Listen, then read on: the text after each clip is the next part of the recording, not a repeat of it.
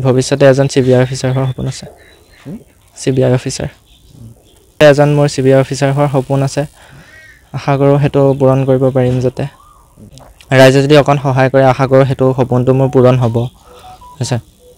উচ্চ শিক্ষা কলেজত ল'ম বুলি ভাবিছোঁ এতিয়া মায়েও যিহেতুকে ইমানখিনিলৈকে পঢ়া নাযাব চ' সেইকাৰণে এতিয়া কোনোবাই অকণমান সহায় কৰিলে ভাল হয় এতিয়া মই ভাবোঁ কোনোবাই অকণ সহায় কৰক ওচৰৰ কোনোবাই সহায় কৰক বা চৰকাৰে কিবা এটা পদক্ষেপ লওক তাৰ ওপৰত আশা এটা আছে মোৰ চৰকাৰী ঘৰটো লাগিব ন চৰকাৰী ঘৰটো অলপ প্ৰয়োজন হয় ৰেচন কাৰ্ড এপ্লাই কৰিছোঁ কিন্তু এতিয়ালৈকে ৰেচন কাৰ্ড নাই মায়ে অৰুণোদয় পাইছা নাই অৰুণোদয় পাই কিমান পাৰ্চেণ্টেজ পালা তুমি মই 60 পইণ্ট কিমান পাইছিলোঁ নাম তোমাৰ নমস্কাৰ মোৰ নাম শ্ৰী দীপজ্যোতি শইকীয়া ঘৰ ক'ত ঘৰ কৈতুল বগাজন সত্ৰ মেট্ৰিকৰ ৰিজাল্ট দিছে হয় কি ডিভিজন পালা ফাৰ্ষ্ট ডিভিজন কিমান দিনৰ পৰা প্ৰিপেৰেশ্যন কৰি আছিলা মেট্ৰিকৰ বহুত আগৰ পৰাই প্ৰিপেৰেশ্যন কৰিছিলোঁ তথাপিও আশা এটা আছিল আৰু অকণ ভাল হয় তথাপি মানে এইটো ৰিজাল্টটো পাই অকণমান নিজকে সুখী অনুভৱ কৰিছোঁ কাৰণ যেতিয়া মায়ে ইমান কষ্ট কৰি মেলি পঢ়াইছে তাৰপিছত দেউতা নাই তাতে মোৰ তাৰপিছত মায়ে কষ্ট কৰি পঢ়াইছে তাৰপিছত মাৰো মেট্ৰিকতে গা বেয়া মাৰ অসুখ হ'ল তাৰপিছত এতিয়া তাৰে মায়েও চিকিৎসা কৰি আছে যিমানখিনি পাৰিছোঁ নিজে পঢ়িছোঁ নিজে হেৰি কৰিছোঁ মায়ে হেৰি কৰি আছিল মায়ে এম্বজাৰতে সৰু সুৰাকৈ কাম এটা কৰি আছিল কিন্তু এতিয়া সেইটো নকৰে এই মেট্ৰিকৰ এক্সাম আৰু মাৰ বেমাৰৰ কাৰণে এৰি দিলে কামটো এতিয়া ঘৰ চলিবলৈ সুবিধা হয় নেকি হয় অলপ হয় কাৰণ মায়েহে অকল আৰু কেনেকৈ চলে মায়ে সেই তেতিয়া সেইটো কাম কৰিয়ে চলাই আছিল পঢ়া শুনাৰ খা খৰচ উলিয়াই দিব পাৰিছিলনে পাৰিছিল যিমানখিনিলৈকে পাৰিছিল মায়ে দিছিল তথাপিও কিবা এটাতো থাকে আৰু খুদ এটা সৰু সুৰা হ'লেও ঘৰ নাই নেকি ঘৰ এয়াই নিজৰ এতিয়া যি আছে সেয়াই বৰষুণ আহিলে বৰষুণ পৰে অলপ কি কয় চৰকাৰী গৃহ আবেদন কৰা নাছিল চৰকাৰী গৃহ আবেদন কৰা হৈছিল কিন্তু আজিলৈকে চৰকাৰে একো তাৰ ওপৰত পদক্ষেপ লোৱা নাই সেইকাৰণে এতিয়া বাৰে বাৰে আবেদন কৰি থকাৰ পিছত চৰকাৰে পদক্ষেপ লোৱা নাই এতিয়া তাৰ ওপৰতো আমি একো মাত মাতিব পৰা নাযায় তোমালোকে এটা ঘৰতে ভাত বনোৱা থকা খোৱা সকলো কৰা নেকি হয় তাৰ ৰুমেই আছিলে তাতে খোৱা বোৱা সকলো হয় এতিয়া বৰ্তমান তেনেকেই চলি আছোঁ আৰু তাতে 3টা মানুহ আমি মই ভণ্টি তাৰপিছত মাৰ নাম কি মাৰ নাম চুমি শইকীয়া কোন স্কুলত পঢ়িছা তুমি কৈতল হায়াৰ ছেকেণ্ডেৰী এতিয়া উচ্চ শিক্ষা ক'ত কেনেদৰে ল'ম বুলি ভাবিছা উচ্চ শিক্ষা এতিয়া কলেবৰ কলেজতে ল'ম বুলি ভাবিছোঁ মই আজি বহুত সুখী হৈছোঁ মানে ভাষা নাই ক'বলৈ মই যে ইমানখিনিও বাপেক ঢুকোৱাৰ পিছত ইমানখিনি কৰি পেলাই যে মই ইমান আগবঢ়াব পাৰিছোঁ সি যে তাই ভবা নাছিলোঁ এনেকুৱা এটা ফলাফল দেখুৱাব বুলি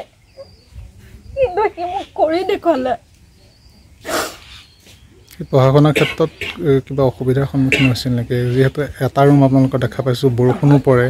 এটা ৰুমতে খোৱা বোৱা কৰে থাকেও কেনেধৰণৰ অসুবিধা হৈছিল মানে অসুবিধা মানে এটা ৰুমতে দুইটাই পঢ়া শুনা কৰিবলগীয়া হয় বহুতখিনি কষ্ট হৈছিলে তাৰ মাজতো মই তেনেকৈ মানে দুইটাক দুইফালে হেৰি কৰি পেলাই পঢ়াইছিলোঁ যে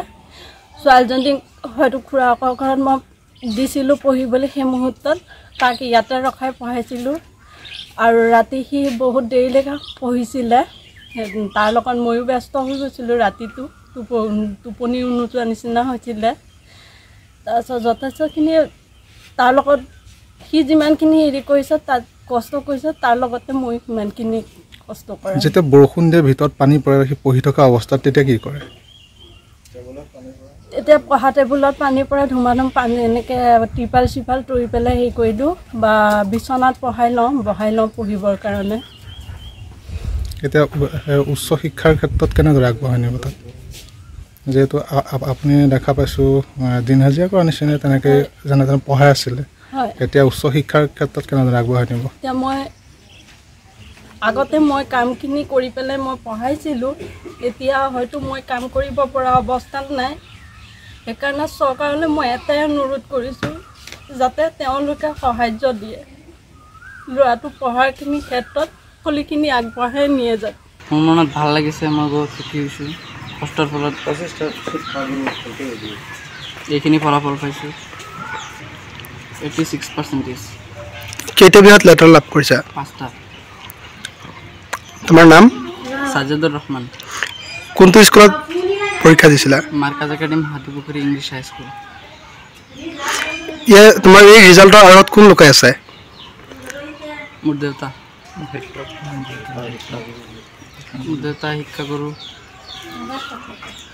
আৰু কিমান সময় তুমি এইটো অধ্যয়ন কৰিছিলা, কিমান ৰাতি? বছৰৰ ফাৰ্ষ্টৰ পৰা পঢ়িলে